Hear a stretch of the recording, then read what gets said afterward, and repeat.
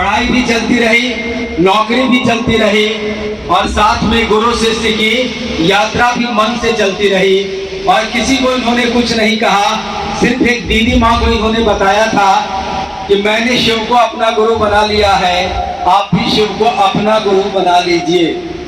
पत्र लिख करके इन्होंने बताया था दीदी माँ को, और इसके अलावा इन्होंने किसी को नहीं बताया, लेकिन इनकी यात्रा चल रही थी।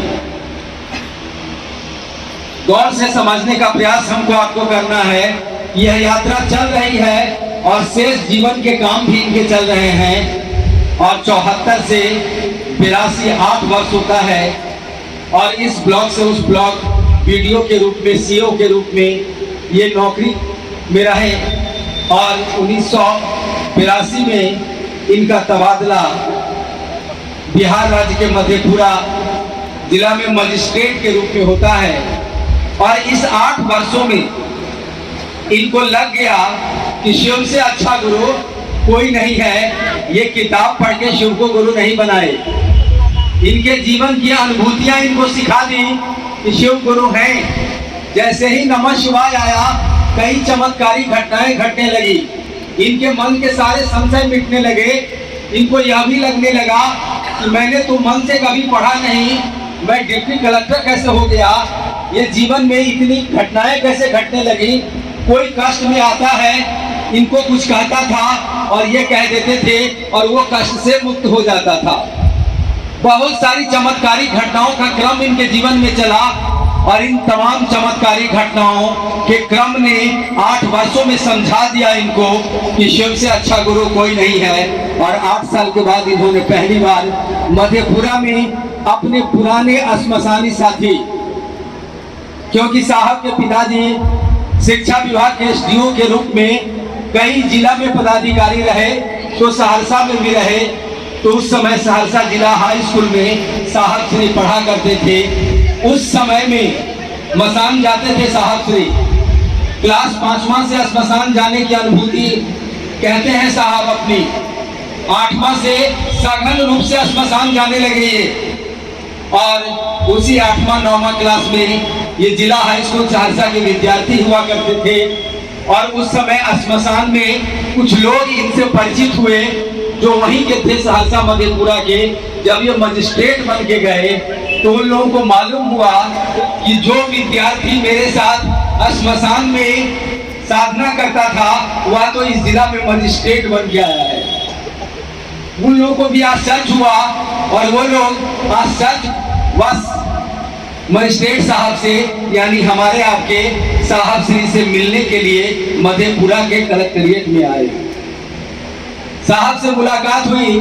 साहब ने पूछा कि आजकल क्या कर रहे हैं। तो उन लोगों ने कहा कि वही मसान साधना। क्या कुछ मिला? तो कहा कि नहीं, जो जैसे था वैसा ही है। साहब ने कहा कुछ मिला है तो ठीक है, नहीं मिला है तो शिव को अपना गुरु बना लीजिए। बात अब आगे बढ़ी। इनके मन में तो यह विश्वास जग चुका है कि शिव गुरु है, यह अनमोल हीरा है जिस पर धूल पड़ा है, और बांटने की ललक इनके अंदर जग चुकी है और ये बांटना चाह रहे हैं। और चर्चा जैसे ही आगे बढ़ती है, कुछ लोग आते हैं और कहते हैं कि हाकिम अपने एगो बात जानल जाए छे, शिव गुरु छथिन। मिथिलांचल का इलाका वह भी है।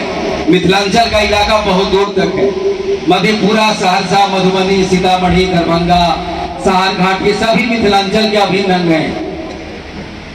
तो कहा कि हाकिम अपने जानल जाए छे कि महादेव गुरु छथिन। साहब को आश्चर्य हुआ कि अरे मैंने किसी को बताया नहीं, ये कैसे कह रहे हैं कि महादेव गुरु हैं। कहा कि कैसे बोल रहे हैं आप? कहा कि नहीं, हाकिम किताब में लिखा हुआ है।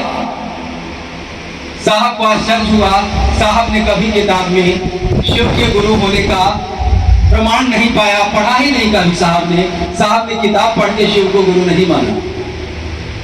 साहब ने तो मसान में अपने मन में आए हुए विचार से शिव को गुरु बना लिया और उनके गुरु शिव हो गए।